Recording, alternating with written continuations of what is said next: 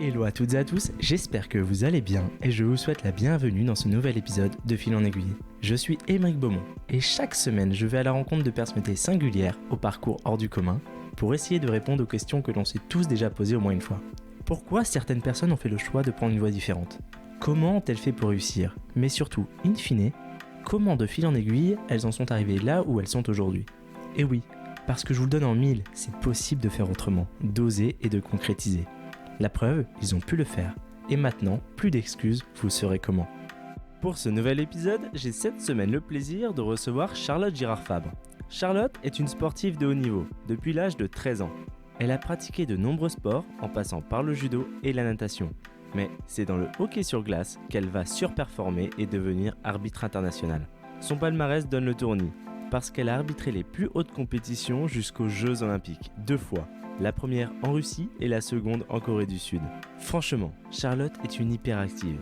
En plus de l'arbitrage, elle est secrétaire générale de plusieurs associations, consultante sportive et disruptive advisor. Vous l'aurez donc compris, Charlotte est une femme résolument tournée vers l'excellence et la performance. Elle intervient notamment dans les entreprises concernant les questions de prise de décision, de la gestion des temps et des conflits. Alors, je vous laisse découvrir son parcours exceptionnel en vous souhaitant une très bonne écoute.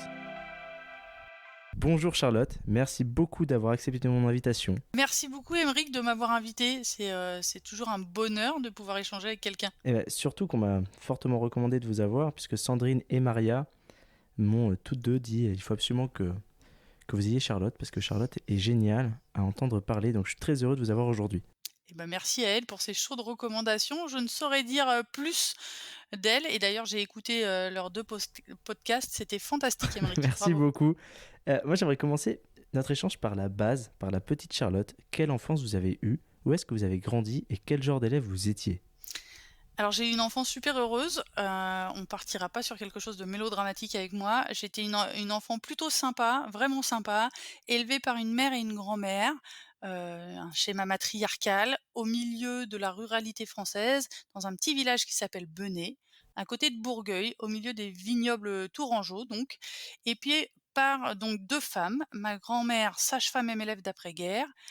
Ça vous pose déjà un débat et une attitude, et puis une mère élevée en Afrique noire, au milieu de la brousse. Elle aussi, elle est arrivée, avec un sac à dos bien rempli pour m'élever, donc une enfant sympa, je pense, dans ma ruralité, et puis une élève, somme toute assez classique avec un 12 de moyenne. J'en faisais pas trop quand même, et j'en faisais juste assez.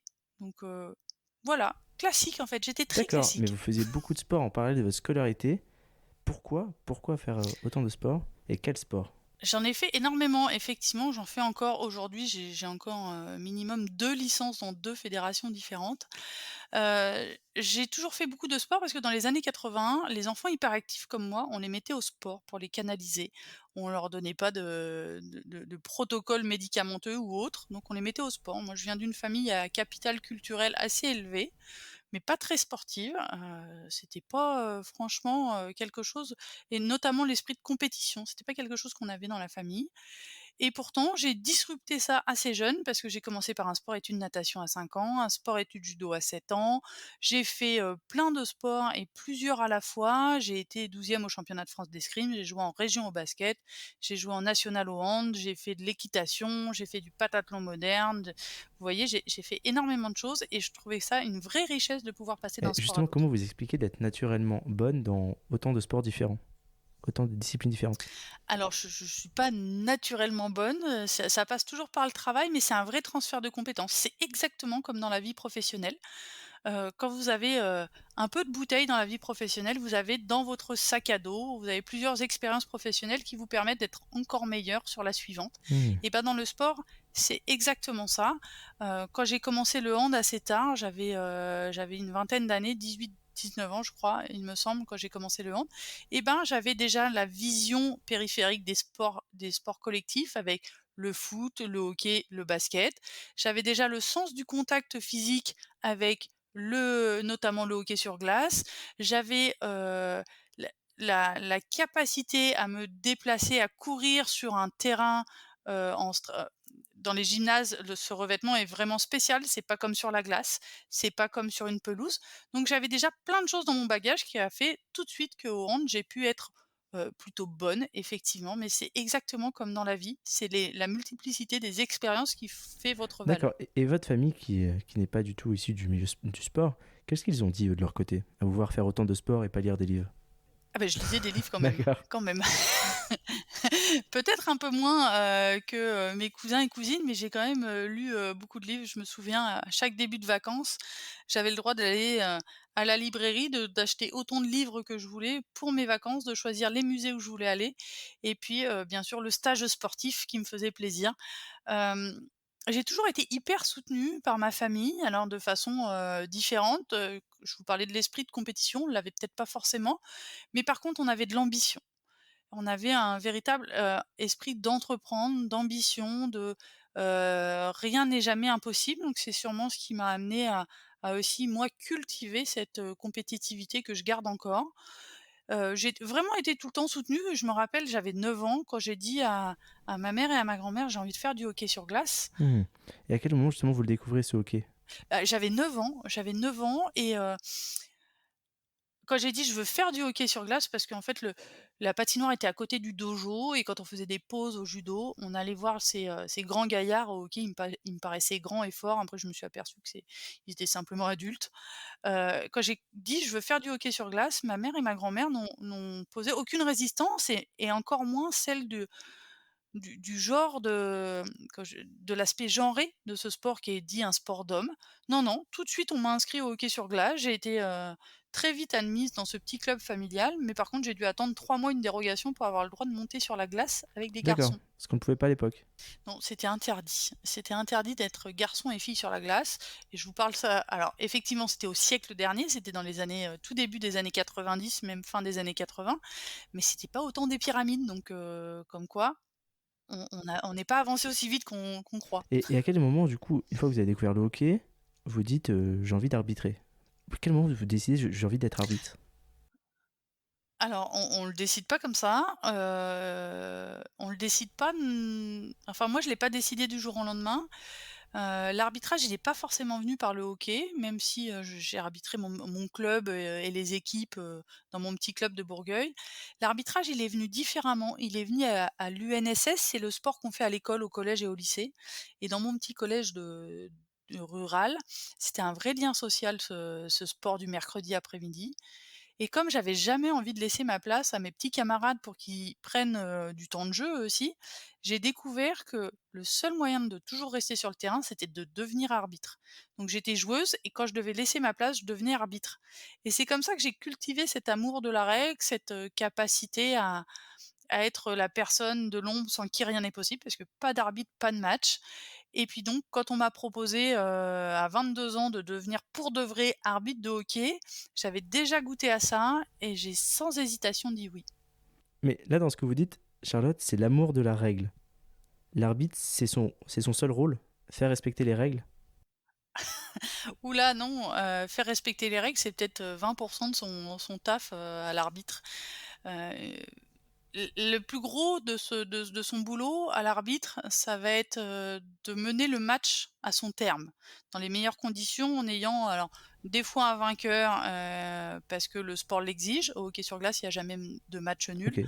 OK. Dans d'autres cas, il y a des matchs nuls. Hem, j'ai lu une chose assez folle, dites-moi si c'est vrai, c'est que même au plus haut niveau, du coup, vous n'avez pas le droit d'aller sur la glace avec les hommes, mais pour pouvoir arbitrer, là, il n'y avait pas de débat, vous pouviez arbitrer des hommes aussi? Alors, c'est presque tout à fait juste. C'est-à-dire que le hockey maintenant est totalement mixte. Vous pouvez, jouer, en mixité à tous les niveaux. Vous avez une jeune gardienne qui joue en deuxième division, l'équivalent de la Ligue 2 au foot, à Caen. Donc on peut vraiment jouer en mixité. Après, il y a un problème de gabarit dans notre sport, c'est un peu comme au Mmh. rugby, il faut pouvoir les encaisser les chocs. Donc vous avez beau être, une femme forte, si vous faites comme moi 1,69 m, 70 kilogrammes face à des gros bébés, d'1,95 m, 100 kilogrammes, c'est pas toujours simple. Alors, par contre, moi j'ai arbitré effectivement les hommes en ligue professionnelle masculine, l'équivalent de la Ligue 1 au Mmh. foot. Et au niveau international, j'arbitrais les femmes et quasiment uniquement que les femmes. Tout simplement parce qu'au hockey sur glace, à contrario du handball ou du foot, il y a 2 règlements. Il y a un règlement pour le hockey féminin et un règlement pour le hockey masculin. Et au plus haut niveau, cette différence de jeu, doit avoir des arbitres qui sont affûtés sur ces différences-là. Et c'est pour ça que les femmes arbitrent les femmes et les hommes arbitrent les hommes. Mais au niveau, national, de plus en plus, les femmes viennent s'immiscer dans les championnats, professionnels masculins sans aucun problème. D'accord. Et comment on arrive à arbitrer ces compétitions-là? Comment ça se passe pour se retrouver à l'autre bout du monde, à arbitrer les Jeux Olympiques sur la glace, départager des nations? Il y a des cases à rencocher. Comment on monte les différentes ligues? Comment ça se passe? Alors on cache on pardon. Alors on coche énormément de cases et il y en a, toujours des nouvelles à cocher. Alors, comme dans n'importe quelle évolution, qu'elle soit académique ou professionnelle, vous avez, des sortes de passages. Alors quand on est arbitre, on passe du niveau départemental au niveau régional, au niveau national, sachant que dans chacun de ces niveaux, vous avez aussi des subdivisions. Donc, à chaque fois, c'est des tests physiques, des tests de règlement, et puis des supervisions en action sur les matchs. Et puis au niveau international, pareil, on vous octroie une licence internationale et puis vous commencez par des petits matchs de Coupe d'Europe et puis après une finale de Coupe d'Europe, des championnats du monde et des Jeux olympiques. Mais tout ça, ça se fait pas ni au hasard, ni par les fruits du hasard, ni, par la politique. Ça se fait par le travail. C'est exactement, la recherche des talents dans le monde de l'entreprise. Vous avez des gens à un niveau égal d'études qui n'auront pas la même carrière parce qu'ils sont détectés talents ou, HP, beaucoup plus que d'autres et c'est comme ça que ça se fait et puis comme partout dans la vie, faut vraiment avoir aussi la chance avec toi parce il faut être au bon endroit au bon moment, là où on a besoin de vous et ça, c'est quelque chose que vous ne pouvez pas maîtriser, donc il faut juste croiser Ouais, les le doigts. bon momentum. Mais vous candidatez, vous dites, moi ça m'intéresserait de faire les Jeux Olympiques, ou c'est on vous appelle un matin, vous vous levez, vous avez un SMS qui dit vous êtes convoqué? Alors, c'est un peu différent de tout ça, c'est que pendant 4 ans, vous les préparez ces jeux olympiques. Pendant 4 ans, vous êtes supervisé par la fédération internationale lors de matchs, lors de tournois internationaux, lors de championnats du monde et vous êtes mis aussi, à contribution lors de tournois pré-olympiques où vous êtes pressurisé, vraiment, sur l'aspect physique et psychologique. Parce qu'il faut pas oublier qu'une équipe d'arbitres, notamment aux jeux olympiques, c'est, forcément les meilleurs arbitres du monde, mais on est à un certain niveau, un hors-jeu est un hors-jeu et tout le monde sait le siffler, c'est pas le problème. Ce qui va faire la différence, c'est la psychologie. C'est la capacité à communiquer envers les joueurs, envers les coachs, envers le public et surtout envers ses collègues. Donc, il y a énormément d'étapes et pour en arriver au SMS qui vous dit: «Félicitations, vous êtes sélectionné pour les jeux olympiques», il s'en est passé des étapes, il s'en est passé des moments de doute, il s'en est passé beaucoup de travail. Pour vous donner juste à titre d'anecdote, l'année avant les jeux olympiques, alors par exemple pour 2018, en 2017, j'ai fait un camp pré-olympique. C'était en août 2017. Une fois qu'on avait fait ce camp pré-olympique, on se retrouvait sur une longue liste, puis après sur une short list au mois de d'octobre et enfin, au 1er décembre, vous saviez si vous étiez convoqué aux jeux olympiques de février. Donc en plus d'avoir la pression de bien faire à chaque match et lors de ces camps de sélection, vous avez aussi une attente interminable qu'il faut Ouais, savoir de la gérer. frustration, c'est justement une question que j'allais vous poser en tant qu'arbitre. Comment est-ce que vous arrivez à gérer les différents temps forts et faibles entre les compétitions, etc. Alors comme le sportif, hein, il y a des temps forts, des temps faibles, des temps de blessure, des temps de victoire. Faut apprendre à les gérer et puis on a aussi une vision à court, moyen et long terme. Quand vous êtes arbitre, vous gérez votre match du week-end, vos championnats du monde annuels et vos jeux olympiques à 4 ans. Tout ça dans le même espace-temps. C'est comme un manager, c'est comme un collaborateur qui doit gérer sa semaine, son évolution à l'année et son évolution de carrière à 4 ans. Et ça demande Hmm. une vraie vision à long terme parce que, il faut jamais se décourager. Il n'y a pas un seul sportif de haut niveau qui pourra vous dire qu'il a connu la victoire sans jamais connaître ni défaite, ni blessure.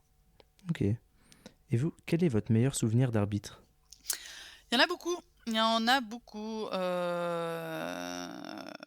Mon meilleur souvenir d'arbitre, c'est peut-être les 2 fois où justement j'ai reçu l'appel me disant: «Tu es sélectionné aux Jeux olympiques». C'est une joie énorme parce que comme je vous l'ai dit, c'est énormément de travail. C'est aussi 4 mois d'attente, de savoir si son nom va sortir du chapeau. Donc c'est un vrai soulagement et puis après c'est juste le début d'une nouvelle aventure où pendant entre le 1er décembre et le 1er février un peu quand vous partez aux Jeux olympiques, vous avez juste envie de travailler fort pour arriver en forme et en même temps vous mettre dans du papier bulle en disant: «J'ai pas envie de me blesser, j'ai pas envie d'attraper le covid, j'ai pas envie de rien. Je veux arriver en forme, je voudrais me réveiller simplement déjà là-bas». Parce que ça met une grosse, grosse pression. Donc mes meilleurs souvenirs, c'est sûrement ces 2 appels-là. Après bien sûr, il y a les jeux olympiques, mais ça c'est du long terme et je pense que tout le monde peut l'entendre. Par contre, je pense que les gens n'imaginent même pas la joie de cet appel en disant: «Vous êtes sélectionné pour les jeux C'est olympiques». sûr. Mais c'est un sport, comme je vous l'ai dit tout à l'heure, qui était longtemps réservé aux hommes, enfin les femmes et les hommes ne jouaient pas ensemble. Est-ce que vous avez vu ou subi le sexisme dans ce sport? Beaucoup. J'ai fait un sport, dit d'homme, donc ça a été compliqué. Alors quand j'étais petite, c'était pas du sexisme, c'était de l'homophobie. Je fais partie de ces 30 d'hétérosexuels qui ont subi, des violences, homophobes.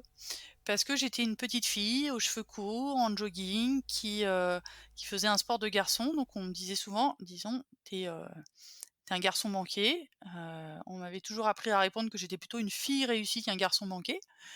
Et puis après, plus on monte dans les strates, plus, votre palmarès s'étoffe et notamment en tant qu'arbitre, plus c'est compliqué. C'est comme dans le monde de l'entreprise. On se plaint de ne pas avoir assez de femmes au poste de direction, mais par contre, celles qui y sont, elles ont toutes les mêmes histoires à vous raconter de sexisme ordinaire, paternaliste, violent, et cetera. J'ai subi la même chose de la part de certains de mes collègues. Pas tous, il y a vraiment des Hmm. alliés aussi. Mais ça a été hyper violent parce que c'est aussi comme ça, c'est à cause du sexisme que j'ai dénoncé, que j'ai dû, interrompre ma carrière en rentrant des Jeux olympiques de 2018. Bravo pour ce courage et pour les choix que vous avez dû faire. C'est des choix, j'ai mis du temps à parler, hein, je pense que n'importe quelle victime, met du temps à parler. Alors, il y a des choses beaucoup plus graves où peut-être il faut un peu un temps d'incubation beaucoup plus long. Moi, j'ai quand même mis 10 ans à dénoncer, un sexisme un peu endémique dans le hockey sur glace. Alors, une fois de plus, je répète, hein, tous mes collègues n'étaient pas, de cancres misogynes, mais il y en avait quand même pas mal. Vu qu'on était assez peu de filles et ben, on n'a jamais pensé qu'il fallait séparer les vestiaires entre les vestiaires d'hommes et de femmes. Hem je suis devenue super forte au foot. On fait toujours des jeux de ballon hors glace, pour l'échauffement et en fait, pour, heu, obtenir le respect de certains, j'étais obligée de gagner au foot et c'était pas toujours simple parce que c'était pas mon sport de Hmm. prédilection, mais ça en est arrivé jusqu'à des ballons, pleine tête, bien forts pour me faire comprendre que j'avais rien à faire là. Ouais, l'angoisse quand même un peu. Ouais et puis je vous passe les colibés, les questions, embarrassantes du savoir. Je ne pense pas que ça soit, dans ce podcast qu'il faudrait, révéler ce genre de phrase, mais on me demandait souvent comment j'avais obtenu mes sélections aux Jeux olympiques sous prétexte que j'étais une femme. Forcément, c'était par mes attributs féminins que j'avais gagné mes sélections et non par mon travail. C'est dingue. C'est fou qu'en 2022, il y a encore des choses comme ça qui puissent se passer. Il s'en passe plein dans le sport, Aymeric, il s'en passe plein parce que, l'omerta est assez forte dans le monde du sport. Simplement, pour la bonne raison, alors je sais pas si c'est la bonne raison, mais pour la simple raison que quand vous faites du sport, vous êtes dans un esprit compétitif, dans une compétition et dénoncer des faits d'agression sexuelle, sexiste, homophobe, enfin de discrimination, vous pose directement en tant que victime et qui dit victime dit perdant et dans le sport, on n'aime pas être perdant, donc on dit rien et on subit. Hmm. Moi, j'allais vous poser une question en parallèle, parce que vous aviez une vie quand même bien remplie, avec plusieurs engagements auprès de l'UNSS, de l'AFCAM, de l'UFSO, ou encore en tant que consultant sportif pour Eurosport plus dernièrement. Mais vous êtes surtout devenu avec le temps Disruptive Advisor. Alors, qu'est-ce que c'est déjà de un? Et de 2, qui peut faire appel à vous? Alors Disruptive Advised, je vais reprendre parce que je vais éviter de le bafouiller quand même. Disruptive Advisor, c'est un super nom, super marketé pour, parler de mon profil extrêmement atypique. Et quand je parle d'atypicité, je parle pas simplement de passer, du marketing à la communication, même si j'ai rien contre ces gens qui font ce pas-là. Je fais plein de choses et qui fait appel à moi? Alors, ce sont des grandes entreprises du SBF 120, il y en a beaucoup et puis il y a aussi des, plus petites structures qui sont plus confidentielles, mais qui sont tout aussi, engagées, dans l'humain. C'est vraiment, 5 piliers d'expertise que je développe, sur du management, il faut le dire, faut appeler un chat, mais c'est, la prise de décision, la gestion des temps, la gestion des conflits, le transfert de compétences et puis l'inclusion et la diversité à travers des accompagnements collectifs, soit de très court terme, avec une conférence, comme on a l'habitude de voir de nombreux sportifs dans des grandes entreprises, mais c'est surtout de l'accompagnement à long terme de managers, à l'autonomisation, à la responsabilisation, à l'exemplarité et quand on parle d'entreprise à mission aujourd'hui, on parle forcément d'exemplarité des dirigeants. Très clair. Et quelle est la suite pour vous, Charlotte? Votre ambition maintenant? Eh ben, c'est une bonne question, Aymeric. C'est un peu le problème du moment dans ma tête. Je le confesse ici. Quelle est l'ambition? Elle est toujours de faire mieux. Ça, c'est mon esprit compétitif. Je n'ai jamais lâché la compétition et la compétition, elle est pas forcément vis-à-vis des autres, elle est vis-à-vis de moi-même. C'est, quand on a fait 2 fois les jeux olympiques, il y a un moment où on se lève et on se dit: «Mais pourquoi on se lève le matin? Quel est l'enjeu? Quels sont mes prochains jeux olympiques?» Et des fois, j'ai du mal à les trouver, c'est pas toujours simple. Je m'étais dit: «Je me donne 10 ans à mon compte pour faire de l'accompagnement collectif de grands groupes». Finalement, avec la pandémie au milieu, en moins de 3 ans, j'ai réussi. Donc c'est plutôt cool. Et ben, j'aimerais bien que les gens qui écoutent ce podcast, soient assez disruptifs pour me proposer des choses, en fait. Alors pas forcément un emploi, pas forcément un contrat, hein, c'est pas ce que je dis, mais avec un profil comme le mien, qu'est-ce que vous imaginez pour moi? Ça m'aiderait aussi de pouvoir en parler Ah avec des bah, le gens. message sera passé. Je le rappellerai en introduction. Aider Charlotte à voir l'avenir. Exactement, à voir l'avenir ou à voir ces prochains jeux olympiques et c'est étonnant parce que moi-même, souvent, je fais une conférence sur Make Your Own Olympics, c'est-à-dire trouver chacun ses jeux olympiques pour s'inspirer soi-même, pour inspirer les autres, parce que pour être inspirant, il faut être aussi inspiré soi-même. Donc, je parle beaucoup de ça et je me rends compte que de temps en temps, bah, j'ai beau être alertée, j'arrive à me trouver dans une impasse aussi. Extrêmement clair, extrêmement intéressant. J'ai toujours quelques questions plus personnelles à la fin de mes discussions, dont la première. Charlotte, qu'est-ce que vous faites de votre peu de temps libre? Est-ce que vous avez des passions à côté de sport?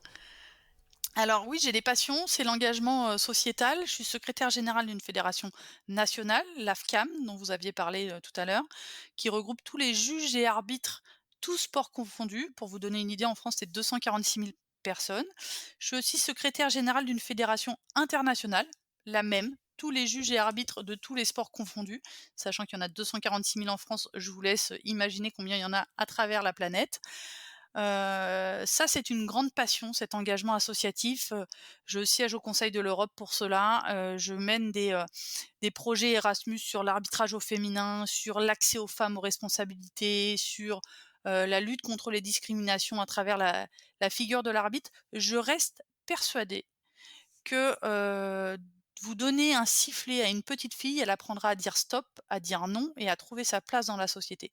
Et ça, c'est vraiment l'arbitrage au sens large, est quelque chose qui me passionne. C'est pas pour rien que je suis devenue arbitre nationale de hand et maintenant arbitre nationale de curling. D'accord, oui, ça continue. Alors, est-ce que prochains Jeux Olympiques, on vous verra faire arbitre Jeux Olympiques de curling?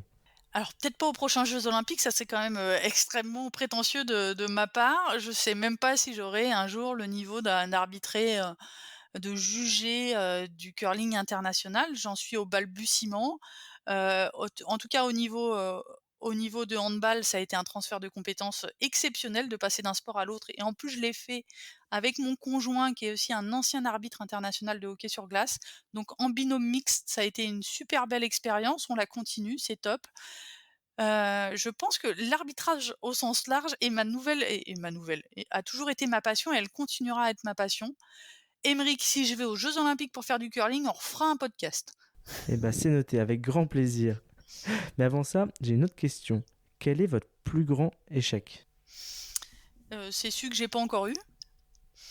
Mmh. On a toujours l'impression que notre dernier échec est toujours le plus grave, le plus grand, que beaucoup de choses se sont jouées, mais en fait, on connaîtra encore pire et heureusement, c'est ce qui nous permettra de nous relever. Hem, il y a eu plein d'échecs, mais j'ai honte d'aucun. Je les assume tous et je trouve que c'est au final, parce qu'il faut quand même un peu de temps pour les digérer, c'est au final ce qui fait notre force aujourd'hui, ce sont nos échecs passés. Donc c'est pas que je souhaite en avoir d'autres, mais je sais qu'il y en aura d'autres et je les Mmh. accueille déjà avec, positivité. D'accord. Et quel conseil vous aimeriez donner à la Charlotte d'il y a 15 ans si vous la croisez demain? Change rien. C'est hyper prétentieux, hein, je sais, mais vu que j'ai l'intention de ne pas regretter grand-chose, j'aimais bien la jeune fille que j'étais il y a 15 ans. Alors j'en ai 40 maintenant, j'en avais 25 à l'époque. J'étais une jeune adulte qui commençait dans le hockey sur glace, dans la vie active, déjà depuis 5 ans. Je savais pas très bien où j'allais, mais qui pourrait dire aujourd'hui où il va demain? Pas grand monde. Donc Mmh. change rien, le plus beau reste à venir. Très clair. Et quel est le sport que vous préférez regarder, si ce n'est le hockey? C'est une très bonne question, parce que j'ai l'impression que je regarde jamais trop le sport, je regarde toujours les arbitres sportifs qui arbitrent les sports et Intéressant cette nuance. ouais, c'est une vraie nuance parce que, j'aime beaucoup regarder le rugby pour, l'arbitrage du rugby qui est assez proche, de l'arbitrage du hockey, mais je crois que je ne regarde jamais les sports comme vous les regardez. Ça, je pense certainement, ouais. Est-ce qu'il y a un film ou un livre qui vous a marqué? Et bah, comme je vous le disais, on n'a pas toujours le temps de tout faire, donc même si je lis, le dernier qui m'a vraiment marqué, je vais tomber un petit peu dans quelque chose d'assez bateau, mais j'ai beaucoup aimé le dernier, enfin la biographie de Michelle Obama. Ouais, c'est un peu bateau, mais elle m'a vraiment inspirée et comme je le disais, pour être inspirant, il faut être inspiré et elle fait partie des femmes qui m'inspirent. Ouais et en ce qui concerne, les films, j'ai pas eu le temps de tout voir parce que j'ai jamais le temps de tout voir, même si, sur France Inter ou ailleurs, j'entends plein de trucs qui m'enthousiasmeraient, mais j'ai pas le temps. Par contre, il y en a un que je voudrais vraiment rattraper, dans un avenir proche, c'est Don't Look Up. Je pense qu'il est hyper, impactant sur, notre urgence climatique. Ah bah, très clair, c'est noté, je l'ai vu et je partage. OK, bah, j'aimerais bien le voir, mais il faut toujours se bloquer 2 heures et 2 heures, c'est Oui, c'est vrai, c'est sûr. Dernière question, Charlotte, si des auditeurs veulent vous écrire, où est-ce qu'ils peuvent le faire? bah, je pense que c'est assez facile de trouver, mon adresse, mail, mon numéro de téléphone, googlisez-moi. Eh ben, je le C'est a note. Voilà ou autrement sur LinkedIn, même si des fois je mets un peu de temps à répondre, si vous prenez le temps de m'écrire un message, généralement j'y réponds. Eh ben, franchement, un grand merci pour votre temps, Charlotte, Et ben, merci Aymeric, et à très merci vite. à tous ceux qui prendront le temps de nous écouter surtout. Et voilà, c'est déjà la fin. Mais si vous êtes encore là, c'est que cette discussion de fil en aiguille vous a plu. J'espère que vous avez pris autant de plaisir à l'écouter que j'en ai pris à l'enregistrer. Croyez-moi, c'est uniquement possible grâce à votre soutien. Alors je compte sur vous pour largement le partager. Ou plus simplement encore, vraiment plus simplement, en me récompensant d'une note 5 étoiles sur Apple Podcast. Je vous dis à très vite pour un prochain épisode.